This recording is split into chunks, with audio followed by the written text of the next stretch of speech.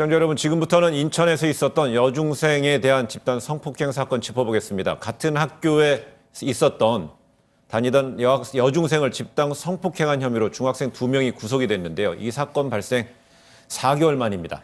예, 어제 이 기사를 보고 진짜 네. 많은 분들이 분노를 했어요. 어떻게 이런 일이 있을 수가 있냐고. 더군다나 중학생이, 이 남자 중학생 2명 같은 경우에는 지금 구속이 된 상황이고요. 저런 미성년자 같은 경우에는 소년법에 보면은 부득이한 경우가 아니면은 불구속 수사를 원칙으로 하도록 돼 있습니다. 네. 하지만 이 사람들은 구속을 해야 할 부득이한 이유가 있었습니다. 예. 그 사실관계를 보면은 지난해 12월 23일 날 헬스장에서 동급생 여중생에게 우리가 오늘 너를 어쩌겠다 이러고 협박을 한 다음에 술을 먹여서 네. 여학생을 성폭행한 그런 혐의를 지금 받고 있고, 한 사람은 지금 혐의를 부인한다고 하지만 우리가 나중에 살펴볼 것처럼 여학생의 신체에서 그 DNA가 나왔다고 하기 때문에 부인을 한다고 하는 거는 오히려 더 형을 가중할 수 있는 요소가 될 것으로 보입니다.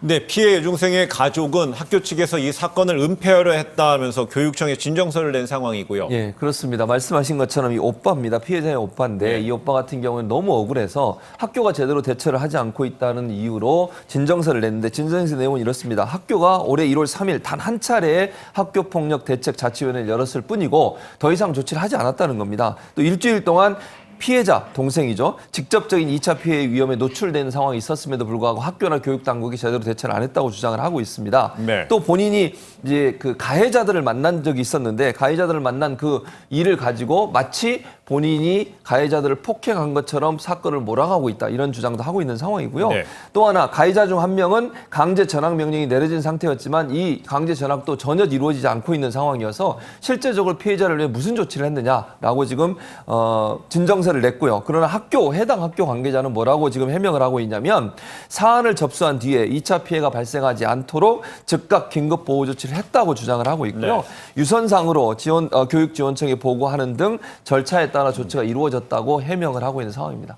네, 경찰이 그 혐의를 받는 중학생 2명의 DNA까지 확보한 상황이지만 이들 중 한 명은 범행을 부인하는 것으로 알려졌습니다. 앞으로의 수사 방향, 처벌은 어떻게 이루어질지 잠시 한번 짚어보고요. 이야기 나누고 마치겠습니다. DNA가 확보됐는데 부인을 한다. 그럼 DNA가 확보가 됐다는 거는 뭔가 이런 성행위는 이루어졌었다는 얘기거든요. 근데 지금 여학생의 경우에 전치 3주의 상해를 받았단 말이에요. 그럼 이게 합의에 의한 것이라고 볼 수가 없고, 당연히 여학생이 성폭행을 받아서 이런 상처가 났다, 지금 그렇게 판단할 수밖에 없기 때문에 이 사람이 끝까지 범행을 부인한다면 오히려 형은 가중될 것으로 보입니다. 근데 이 사람들이 지금 가해자들이 소년범이기 때문에, 소년범의 경우에는 사형 무기징역 선고를 못하고 뭐 단기 5년, 장기 10년을 초과하지 못하도록 그렇게 형량이 제한돼 있어서 성폭법상의 강간 등 상해치상 혐의가 보면은 처벌이, 법정형이 상당히 높게 규정이 돼 있지만은 예. 저 사람들의 이 연령대를 고려를 할 때 성인에 비해서는 낮은 처벌을 받을 수밖에 없겠죠. 알겠습니다.